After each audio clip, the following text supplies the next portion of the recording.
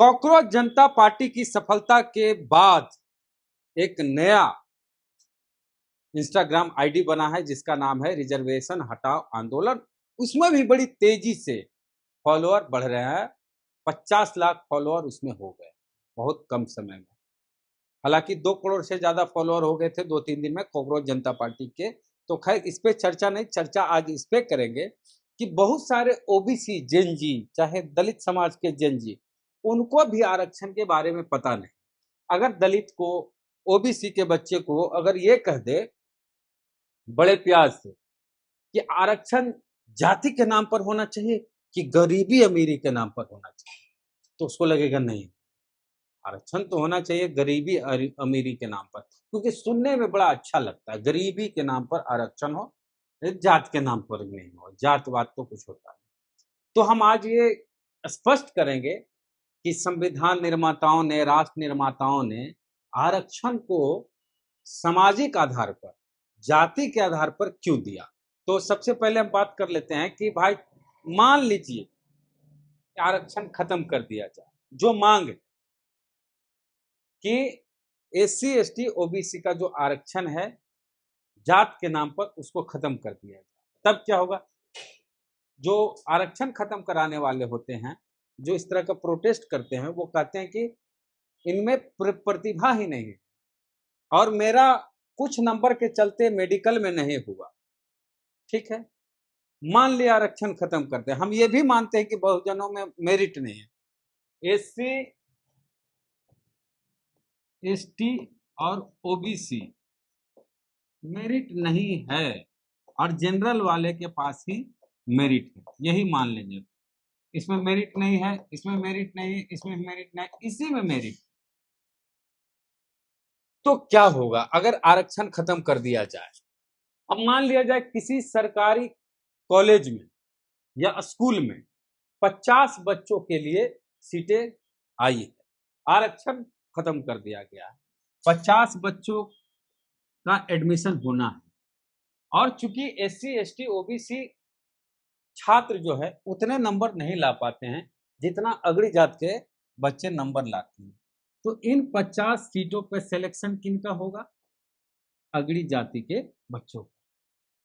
अरे हाँ, एससी नहीं दिखेंगे, एसटी नहीं दिखेंगे, ओबीसी नहीं दिखेंगे, तो मतलब जो वर्ग सब दिन आगे रहा है वही आगे फिर बढ़ जाएगा और जो सब दिन पीछे रहा है जात के नाम पर, जिसको पढ़ने लिखने नहीं दिया गया, वो तो कभी कॉलेज एडमिशन ले ही नहीं पाएगा अच्छे कॉलेज में, तो वो पीछे ही रह जाएगा जैसे पीछे रहा है। अब बात करते हैं कि पुलिस में बहाली हुई, 100 दरोगा की बहाली हुई और इसमें सब लोग अप्लाई किए, एससी एसटी ओबीसी जनरल, और इसमें 80 गया मान के चलिए कटा।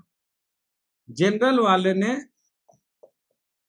80 के पार नंबर लाया, एससी एसटी और ओबीसी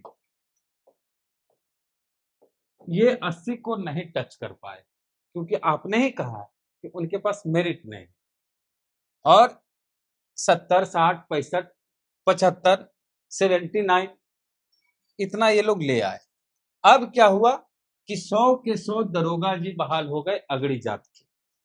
अब अगड़ी जात के 100 के 100 दरोगा बहाल हो गए और कहीं कोई मुकदमा करना हो दलित को और एससी एसटी एक्ट लगाना हो, तो चूंकि सारे जो दरोगा जी बहाल हुए वो तो अगड़ी जाति के हैं, तो क्या वो दलितों के साथ न्याय कर पाएंगे। किसी अगड़ी जात की व्यक्ति से किसी ओबीसी व्यक्ति की लड़ाई हुई और वो चल गया थाना कि भाई हमारा फलना पांडे से लड़ाई हुई, हमको मारा पीटा, माथा फट गया, एफआईआर लिखवाना। तब वहां जो दरोगा बैठा हुआ है उसे देख रहा है फलना हमारा सब जातीय का 100 के 100 जितना दरोगा है, सब ए टू जेड जितने दरोगा हैं, इंस्पेक्टर हैं, सिपाही हैं, एसपी साहब हैं, सब अगड़ी जात के हैं, क्योंकि आरक्षण खत्म हो गया।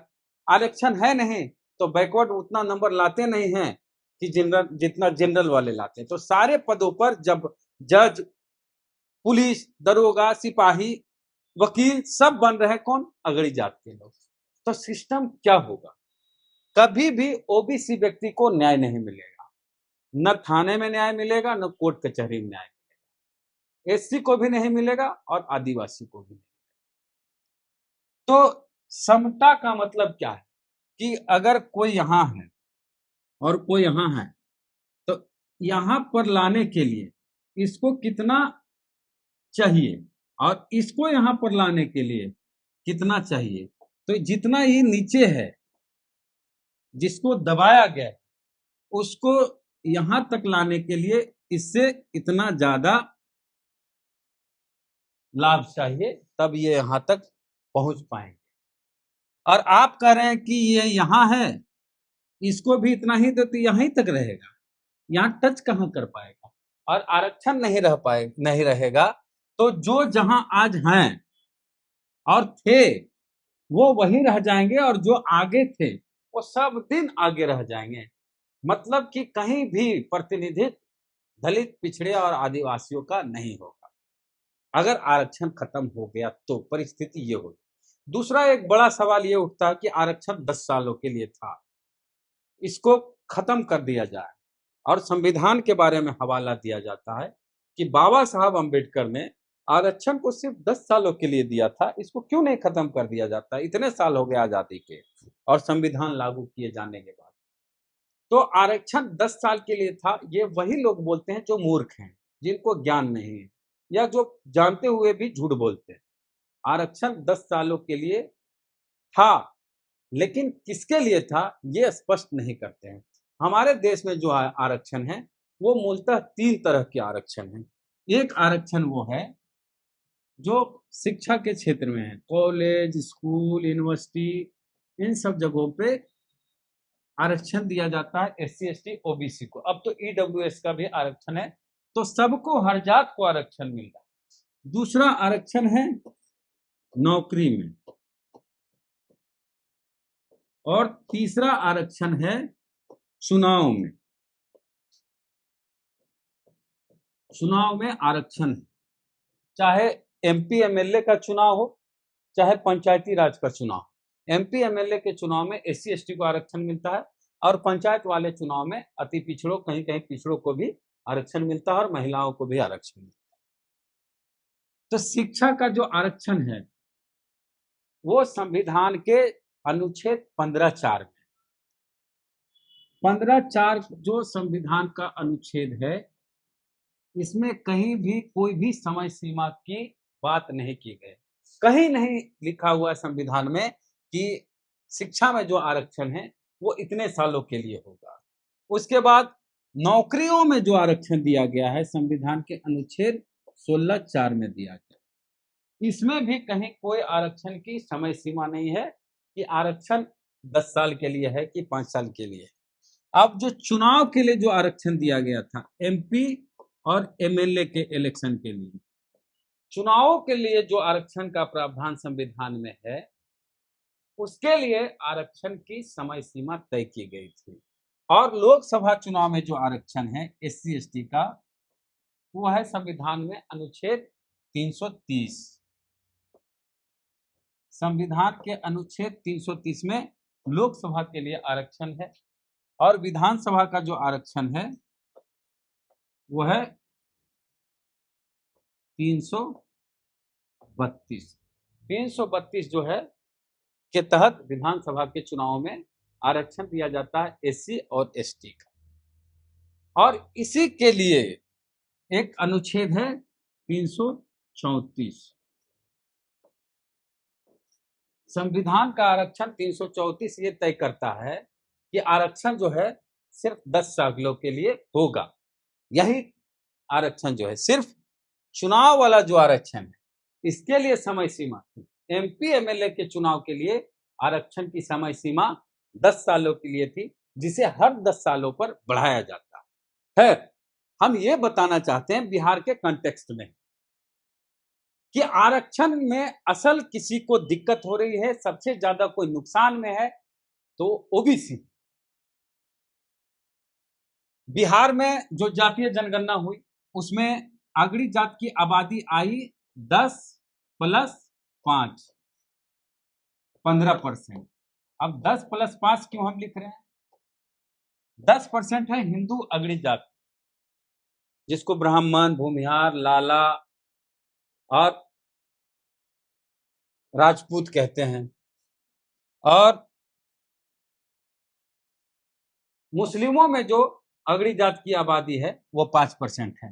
तो हिंदू अगड़ी जात और मुस्लिम अगड़ी जात, इनकी आबादी है 15%, और इनको कुल आरक्षण मिलता है 10%। गरीब इनको नहीं मिलता।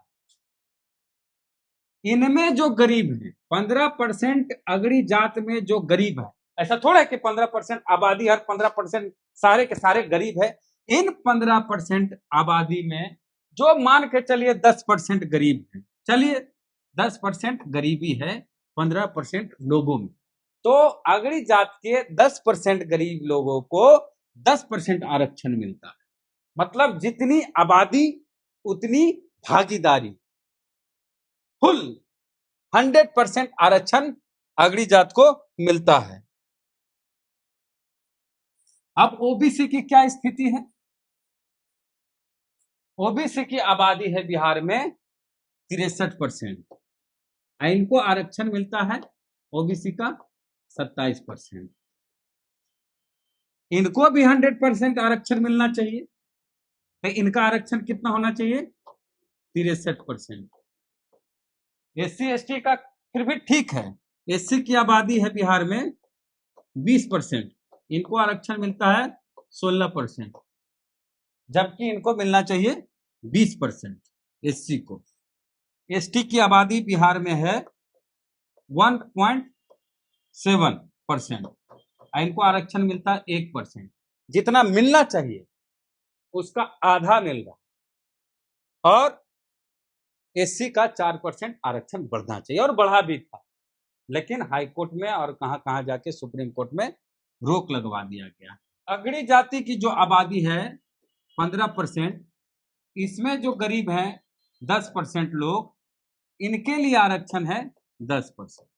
मतलब अगड़ी जात में जितने परसेंट लोग गरीब हैं उतने परसेंट आरक्षण इनको मिला है, जितनी आबादी उतनी हिस्सेदारी, ये गरीब के नाम पर। और बाकी जो जनरल कैटेगरी है 40% जो बचा शेष, ये अघोषित आरक्षण उन्हीं लोगों के, क्योंकि इसमें तो हम लोग जा नहीं पाते हैं। इस 40% में एससी, एसटी, ओबीसी ये तो जाते ही नहीं है। बड़ा मुश्किल से एक दो एक्सेप्शन केस होता है कि कोई चल गया तो दुनिया भर का हल्ला होगा कि भाई एससी एसटी ओबीसी का लोग जनरल में फाइट कर रहा है, टीना डाबी जैसे उदाहरण को पेश किया जाता। तो एकाक उदाहरण दे के, और बाकी ये 40% यानी कि 15% आबादी के लिए 40% जनरल, 10% ईडब्ल्यूएस, 50%, यानी तुम्हारी आबादी है 15% और उस 15% के लिए 50% आरक्षण मिल रहा है, आबादी से 3 गुना से भी ज्यादा, और इसके बावजूद तुम्हारा सिलेक्शन नहीं हो रहा है, तो कसूर आरक्षण में नहीं है बाबू, दोष तुम में है। और तुम्ही जैसे लोग जो चपरासी का परीक्षा पास नहीं कर पाते, वो ये कहते हैं कि मैं तो आईएएस बन जाता, आरक्षण की वजह से नहीं बन पाए। कुछ लोग टीवी पर आके रो रहे हैं, गा रहे हैं अगड़ी जात वाले, आरक्षण के चलते मेरा एडमिशन नहीं हो पाया। अगर एससी एसटी ओबीसी का आरक्षण नहीं होता तो हम तो डॉक्टर बन जाते, मेडिकल में मेरा एडमिशन हो जाता। और हम बताते हैं आपको कि कई ऐसे मामले आए हैं कि ईडब्ल्यूएस आरक्षण जो अगड़ी जाति वालों के लिए है, उसका कट ऑफ जो है एससी एसटी ओबीसी से भी नीचे चल गया। और यही लोग कहते हैं कि मेरिट वाले डॉक्टर, तो ईडब्ल्यूएस में भी एडमिशन जिसका नहीं हुआ, जिसका कट ऑफ कई बार एससी एसटी ओबीसी के नीचे चल जाता है, यानी दलित पिछड़े आदिवासियों से भी कम नंबर लाने वाले बच्चों का एडमिशन मेडिकल कॉलेज या अन्य कॉलेज में हो जाता है, या फिर नौकरी में चल जाते हैं, वहां मेरिट नहीं दिखती आपको कि मेरिट की बात करते हैं। माने गरीबी अमीरी के नाम पे आरक्षण होगा तो गरीब में मेरिट दिखती है, लेकिन एससी एसटी ओबीसी के बच्चे सेलेक्ट हो जाएंगे तो उनमें मेरिट नहीं दिखती है। मतलब ये तय करेंगे कि मेरिट किसके पास है, और मेरिट नाम की तो कोई चीज ही नहीं होती है परीक्षाओं में। हम खास करके बोलते हैं जो सब दिन पढ़ा है, जिसका बाप दादा पढ़ा है वो पढ़ने में आगे होगा, जिसका बाप दादा ताड़ पे चढ़ा है उसका बच्चा फुर्र से ताड़ पे चढ़ जाए, वो मेरिट है। लकड़ी से कोई नाव बना देता है, अगली जात वाला तो नहीं बना पाएगा। तो जो पेड़ को काट के लकड़ी चीर के उससे नाव बना देता है वो मेरिट है। कोई चमड़ा उतार के जूता बना देता है वो भी मेरिट है, क्योंकि वो इसी कला में माहिर है, उसके बाप दादा यही काम करते आए हैं। कोई खूब अच्छा गाना बजाना वाला है, खूब बढ़िया, जिसके बाप दादा गाना गाए हैं बजाए हैं वो अच्छा गाना बजा रहा है। जिसके बाप दादा सिनेमा फिल्म बनाए हैं उनके बाल बच्चे उसमें पारंगत हासिल कर लिए हैं। एक ये भी भ्रम फैलाया जाता है आरक्षण को लेके कि कम नंबर वाले का एडमिशन हो जाता है, उसमें मेरिट नहीं होती है। तो भाई साहब, एडमिशन में आरक्षण का लाभ मिलता है, सेमेस्टर एग्जाम में नहीं मिलता है। मान के चलिए किसी मेडिकल कॉलेज की पढ़ाई 5 साल की है, एडमिशन के समय मिल गया आरक्षण, 5 नंबर 10 नंबर कम लाने वाले बहुजन समाज के बच्चों का एडमिशन हो गया, लेकिन बाकी जो 5 साल पढ़ना पड़ेगा और उसका जो सेमेस्टर का एग्जाम होगा उसमें कोई आरक्षण नहीं मिलता। उसमें वही पास होते हैं जो पढ़ते हैं और पढ़ने वाले हो, चाहे इंजीनियरिंग की बात हो, मेडिकल की बात हो या किसी भी कॉलेज की बात हो।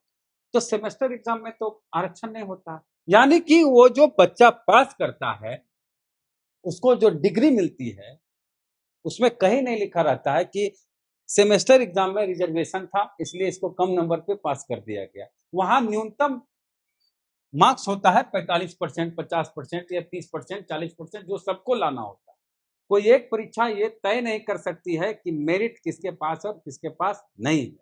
ये 5 साल 4 साल की जो पढ़ाई होती है उसके बाद जो एग्जाम होता है वो एग्जाम में जो नंबर आते हैं उससे तय होता है कि किसमें मेरिट। अब आरक्षण का जो विरोध करते हैं उनसे एक सवाल कि इस देश में महिलाओं के लिए भी आरक्षण, तो क्या पुरुष ये कहेंगे कि महिलाओं का आरक्षण नहीं होता तो मेरा सिलेक्शन हो जाता, चूंकि महिलाओं का आरक्षण था इसलिए मेरा नंबर रहते हुए भी मेरा सिलेक्शन नहीं हुआ, इसलिए महिलाओं के लिए जो आरक्षण उसको खत्म कर दो? कहेंगे? नहीं कहेंगे। तो फिर एससी एसटी ओबीसी के आरक्षण पर सवाल क्यों? अगर किसी महिला का आरक्षण है किसी बैंक के की वैकेंसी में, बिहार पुलिस में तो वैकेंसी में आरक्षण है, तो अब लड़कन लोग ये कहे कि हम तो दौड़ने में लड़कियों से ज्यादा तेज थे, हमारा नंबर भी उससे ज्यादा आया, लेकिन हम सिपाही नहीं बन पाए क्योंकि महिलाओं का आरक्षण था। तो कितने बेवकूफ लगोगे। आरक्षण इसलिए है कि मेरिट होने के बावजूद सिलेक्शन नहीं हो पाता, जात की वजह से इंटरव्यू में नंबर कम दिए जाते हैं। ये आरक्षण है इसलिए 27% ओबीसी का सिलेक्शन हो जाता है। आरक्षण है इसलिए 15-16% एससी एसटी का आरक्षण की वजह से सिलेक्शन हो जाता है। बिहार में 16% और 1% एसटी का। और आरक्षण नहीं होता तो सारी सीटों पर कब्जा कर लेते तुम लोग।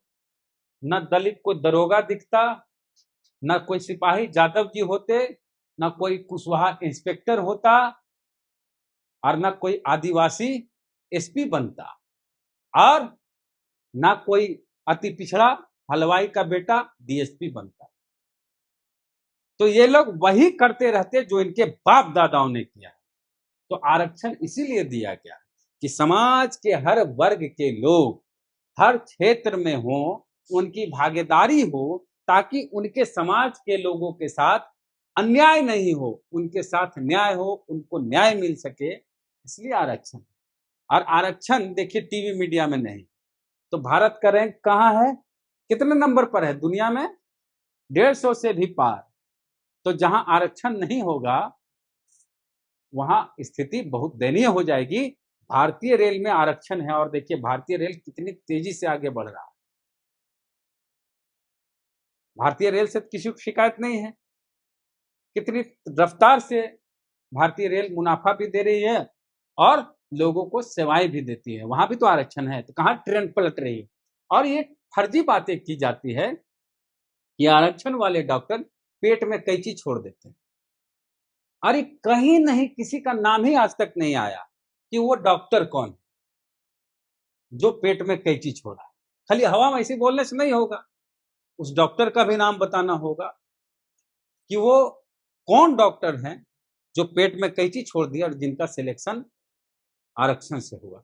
हम तो देखते हैं हमारे जिले में और बाकी दूसरे दूसरे कई जिलों में जो आरक्षण वाले डॉक्टर हैं, जो मंडल कमीशन के बाद डॉक्टर बने हैं या एससी एसटी वाले डॉक्टर हैं, उनके यहाँ लंबी लाइन रहती है उनके हॉस्पिटल में,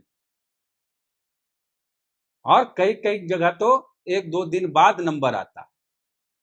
तो आरक्षण वाले डॉक्टर इतने काबिल हैं जितने काबिल डोनेशन वाले डॉक्टर नहीं होते। डॉक्टर भी 2 तरह के हैं, आरक्षण वाला फिर भी पढ़ के गए और डोनेशन वाला बाप के पैसा से जाते हैं। और कहाँ डोनेशन से लोग नहीं जाते, नौकरी में कि कॉलेज में, तो उसका विरोध कीजिए कि डोनेशन वाला का विरोध हो। और जब तक जाति है तब तक जात के नाम पे आरक्षण रहेगा। और आपको दिक्कत है आरक्षण से जात के नाम पर, तो सबसे पहले ईडब्ल्यूएस आरक्षण खत्म कीजिए, वो भी तो जात के लिए है, अगड़ी जात के लिए। और बहुजनों का आरक्षण खत्म करना चाहते हैं तो सबसे पहले जात खत्म कर दीजिए, ना रहेगी जात, ना मिलेगा जात के नाम पे आरक्षण, खत्म करिए बात। और जो आरक्षण सबसे पहले मिला है जात के नाम पर, सबसे पहले उस आरक्षण को खत्म किया जाए। जो मंदिरों में जात के नाम पर आरक्षण मिला है सालों सालों हजारों सालों से, सबसे पहले उसको खत्म कीजिए कि जात के नाम पर मंदिर का पुजारी अगड़ी जात का ब्राह्मण नहीं होगा और नाला साफ करने वाला कोई दलित का बेटा नहीं होगा। अगड़ी जात के लोग नाला साफ करेंगे, पूजा भी करेंगे, और बैकवर्ड समाज के लोग पुजारी बनेंगे, नाला भी साफ करेंगे, खेती भी करेंगे। हर काम हर जात के लोग जिस दिन करने लगेंगे उस दिन स्वतः आरक्षण खत्म हो जाएगा, उछल कूद मचाने की जरूरत नहीं पड़ेगी। बहुत बहुत धन्यवाद।